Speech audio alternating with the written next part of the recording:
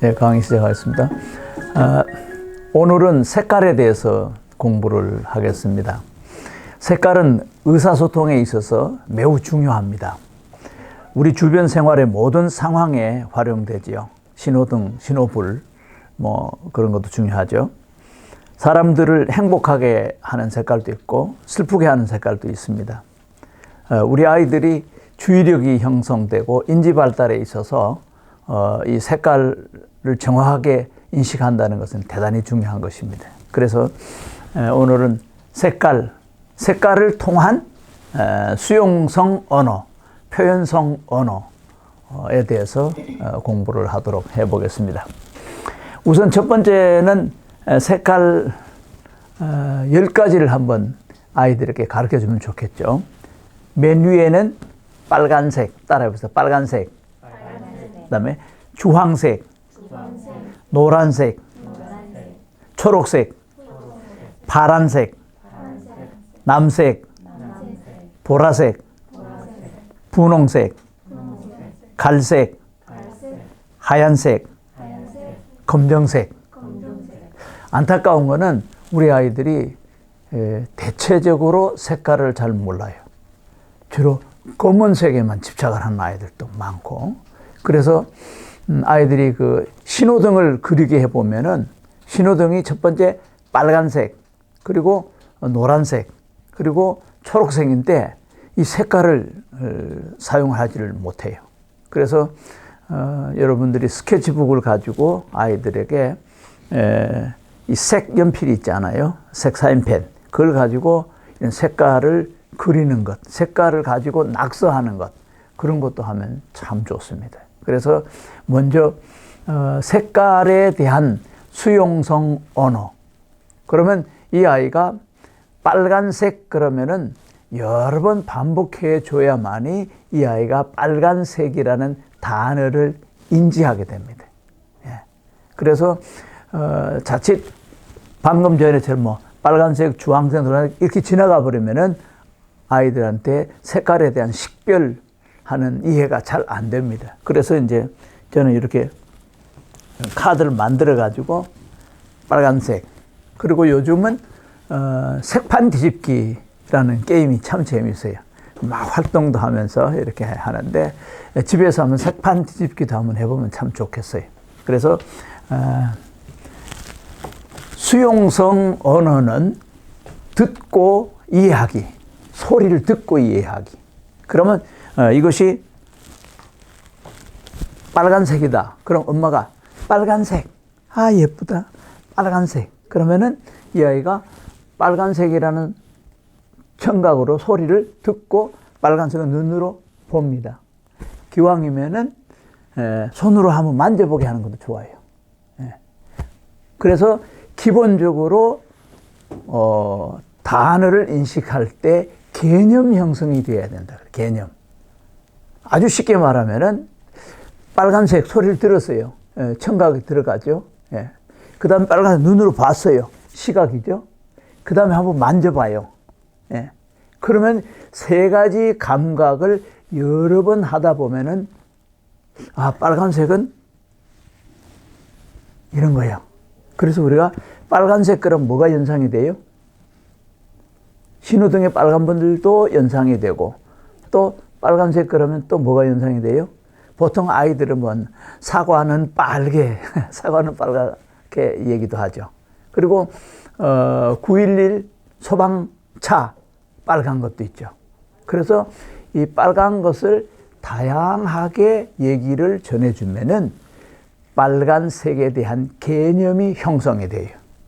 그래서 이 언어 발달에 아주 중요한 것인데, 저는 오랫동안 이 뇌 속에서 수용 언어가 어떻게 표현성 언어로 발전하는지 그거를 제가 열심히 찾아봤어요. 그것이 요건데, 여기 보면은 한번 따라합시다. 언어하우스. 이건 이제 그냥 집이라고도 하고, 감각입력, 말소리가 청각을 통해서 입력되는 이걸 수용 언어는 소리로도 들어가고 시각으로도 들어가고 촉각으로도 들어가요. 그러면 1단계에서는 보통 이제 소리가 바로 들어가서 말로 전달되니까 따라하기.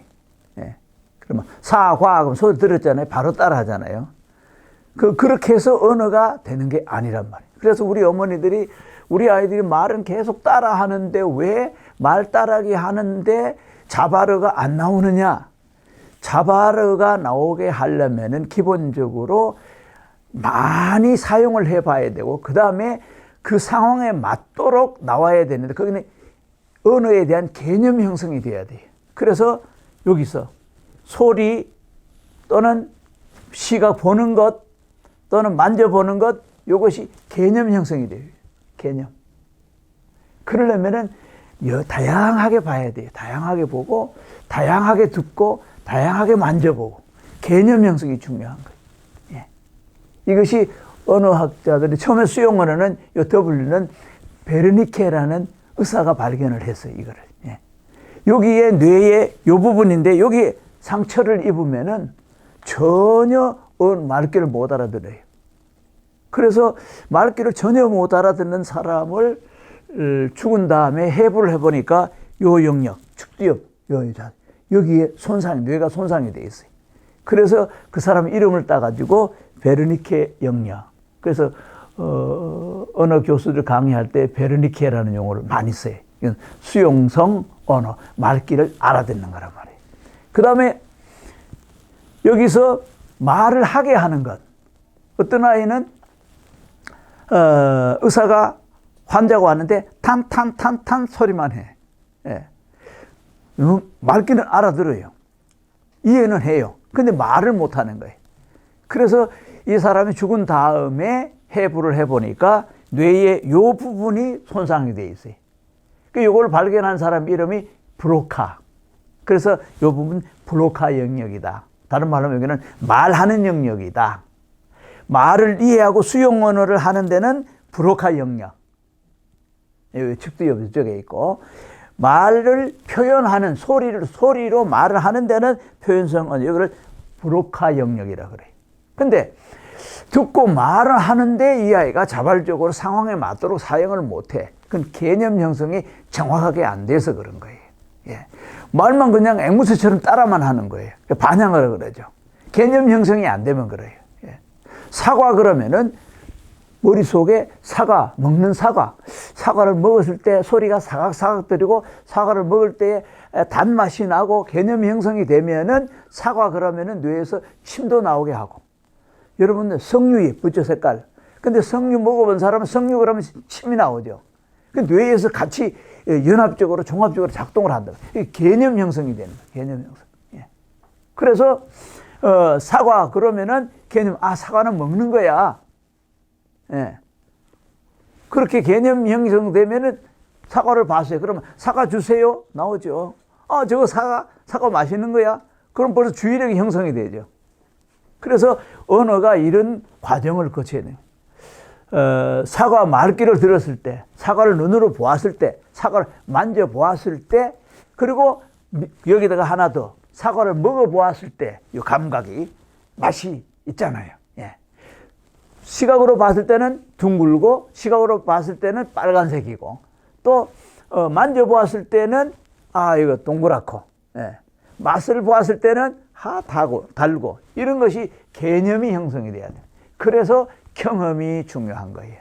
그래서 우리가 인지 발달에는 경험 의존적 가소성, 경험을 해보고 체험을 해보면은 개념 형성이 된다. 그랬을 때 제대로 자바르를 만들어내는 이것이 언어의 하우스라 그래서 요 표를 만든 거는 리히트하임이라고 독일 사람이 이걸 발전을 시켰어요. 그래서 리히트하임 베르니케 모델이라는 것, 뇌과학에서 굉장히 중요한 것인데, 여러분 제가 설명하니까 이해가 되죠? 별로 안 어렵죠? 근데 이거를 찾아내는 데는 세월이 많이 걸려서 있잖아요. 예. 그래서 아이들이 사과를 볼 때 만지고 또 듣고 보고 하는 중에 색깔 인식이 대단히 중요하다는 거예요. 색깔 인식. 예. 이 빨간 거는 사과잖아요. 예. 그 다음에 파란 거는 뭐죠? 파란. 주로. 파란색은. 파란색은 바다에 가면은 파랗게 보이지 않나요? 이게 도심에는 하늘이 파랄 때도 있고 막 복잡하니까. 그래서 시골에 캠프를 가서 아침에 일어나서 맑은 하늘 보면은 파란색 아이들이 잘 인식하고, 바다에 가면 파란색이 더 빨리 인식되죠. 그렇지만 보편적으로 우리가 길 건널 때에 옛날에는 파란색이라 그러는데 지금은 초록색이죠. 예. 그래서 이런 색깔, 빨간색, 주황색. 주황색은 뭐하고 같아요? 여기 어머니 팔뚝 주황색이죠. 예. 보통 그 주황색을 유럽의 영어권에서는 오렌지색, 오렌지색이라 그러죠. 주황색. 예, 주황색. 그래서 실제 우리 생활하고 이거 관련을 지어주는 것. 노란색은 뭐 나리, 개나리, 노란색, 개나리도 있고 노란색 병아리도 있고 많죠. 그래서 색깔을 사물하고 연결시켜 주는 걸. 이것만 해도 상당히 재밌어지고 할 일이 많아져요. 예. 그 다음에 초록색은요, 신호등에 보면은 초록색 때 건너가잖아요. 그래서 신호등 빨간 것 멈추고 노란색 기다리고 초록색 건너가는 그 노래가 있잖아요. 보면은 건너가는 길을 건널 땐 빨간불 안 돼요. 동작까지 가져오면 안 돼요. 노란불 안 돼요. 초록불이 돼야죠. 이런 것. 자, 그래서 수용성 언어는 듣고 이해하기. 소리 듣고 이해하기. 예. 빨간불 안 돼. 그럼 멈춰야죠. 예. 보고 이해하기. 시각. 예. 그때는 눈으로 보고 이제 이해하는 것. 그 다음에 만져보고 이해하는 것.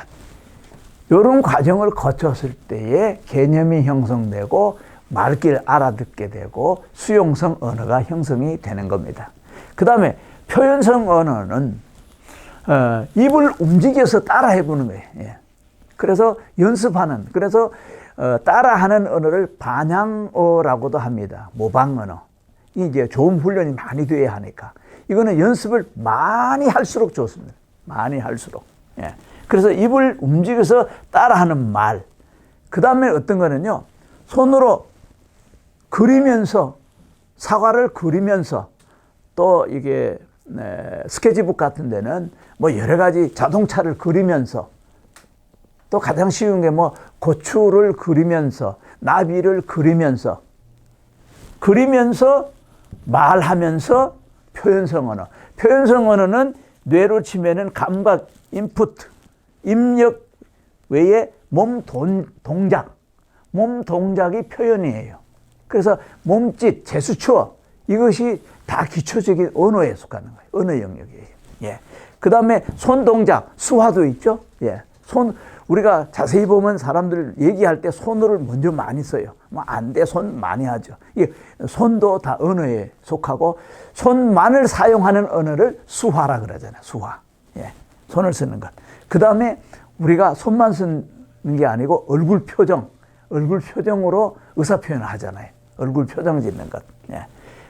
그리고 종합적으로 이제 언어, 단어를 사용하게 되죠. 이것이 표현 언어에 속하는 거예요. 표현 언어. 그래서 입을 움직여서 따라하면서 빨간색, 주황색, 노란색, 초록색, 파란색, 남색, 보라색, 분홍색, 갈색, 하얀색, 검정색. 보통 기초적으로 좀 이렇게 낮은 레벨에서는 흰색, 검정색. 그래서 흑백놀이라는 말을 듣잖아요. 너무너무 단조로워요. 그래서 두 번째는 색의 삼운색, 빨강, 노랑, 파랑, 이런 것만 생각을 하잖아요. 그 다음에 이제 7가지 무지개색. 우리가 색을 눈으로 보지만은 사실은 빛의 파장이에요. 빛의 파장. 그래서 눈으로 볼 수 있는 가시광선, 광선. 이 하얀 빛을 유리로 이렇게 관통을 시키면은 7가지 색깔이 나오거든요. 광선. 그래서 여기서 잘 보면은 가운데 초록색이 있지 않습니까? 이 초록색이 가장 안정적인 색깔이에요. 그래서 정서적으로 사람을 안정을 시키기 위해서 또 요양을 하기 위해서 자연 속으로 들어가서 초록빛을 많이 보는 것은 과학적이에요. 예. 그래서 여기서 보면은 이 가시, 눈으로 볼 수 있는 광선이 이런 다 파장이 있어요. 파장. 여기서 뭐 하나 없다 싶었는데 빨간 게 있어 그네. 예.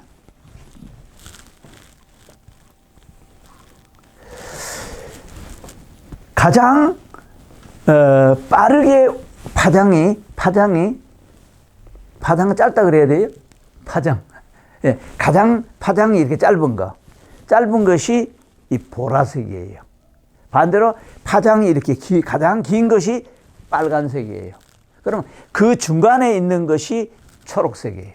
그래서 가장 빠른 보라색이나 분홍색 이런 것을 빨리빨리 막 보다 보면은 피곤해져요. 그러면은 이 눈이요, 이상하게 그거를 초록색으로 바꿔요. 그거를 MIT 교수가 와가지고 AI 실험할 때 제가 참여를 했어요. 그래서 사람은 자기의 생각이나 감정을 안정시키는 데 있어서 이 초록색 역할이 가운데 가시광선의 역할을 많이 하죠. 그러니까 여기서부터 빠른 것이 그 다음에 이것이 파란색, 남색, 보라색이 제일 이 파장이 짧아요. 그 다음에 노란색, 주황색, 빨간색은 이 파장이 길어요. 예. 그래서 7가지 색깔을 가시광선, 광선을 우리 눈으로 볼 수 있는 거예요. 그래서 색깔을 가르쳐주고 광선을 볼 수 있는 거는 지능 발달과 인지 발달에 굉장히 중요한 것입니다. 굉장히. 예. 그래서 오늘은 색깔을 우선 10가지 명칭. 조금만 일단은 사람이 사물을 볼 때 이런 말이 있어요. 경험으로 본다. 경험으로 본다. 자기가 아는 것을 주로 보는 거예요. 예. 그래서 디자인 잘하는 사람은 사람들 속에서 디자인만 보게 돼요. 예. 미용사들은 사람들 속에서 자동적으로 헤어스타일을 많이 보게 되듯이 미리 색깔을 아이들에게 계속 학습을 시켜 놓으면 아이들이 분별력이라든지 또는 사물에 주의를 기울이는 거라든지 정서적인 이 변화에 상당히 도움이 됩니다. 그래서 먼저 7가지 색깔 또 10가지 색깔을 먼저 수용성 언어로 아이들에게 쭉 잘 가르쳐 줄 필요가 있다. 예.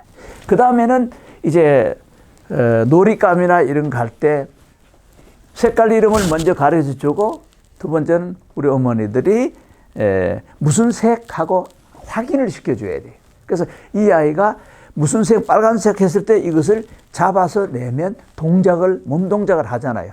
그러면 이 언어하우스 개념이 더 익숙해져. 더 인지가 확실해지죠. 그래서 무슨 색, 여러 가지 있을 때 무슨 색, 그러면 의자도 이게 빨간색, 초록색 다 있잖아요. 그래서 생활 속에 먼저 색깔 이름을 가르쳐 주고 무슨 색, 그래서 이 아이가 색깔을 확인할 수 있도록 해주는 것. 그리고 이제 장난감 여러 가지 중에서도 색깔 있는 거를 활용하는 것. 그래서 우리 아이들의 정서 발달, 언어 발달, 행동 발달, 인지 발달에 있어서 이 색깔을 안다는 것. 대단히 중요한 겁니다. 그래서 색깔을 통해서 어휘력을 넓혀주고, 어휘력을 넓혀주면은 사물을 바라보는 감각, 관심이 벌써 다양해지고 좋습니다. 그것이 또 특정한 색깔만 집착하는 것이 이 자폐증 아이들의 특징입니다. 그것을 이렇게 치료하는 효과도 있고, 그래서 도미노 같은 걸 주면은 한 가지 색깔만 계속 가지고 놀아요. 그런 것도 치료적으로 이렇게 바꿔줄 수 있는 그런 것이기 때문에 오늘은 색깔을 통해서 수용성 언어와 그리고 표현성 언어에 대해서 공부를 했습니다. 감사합니다.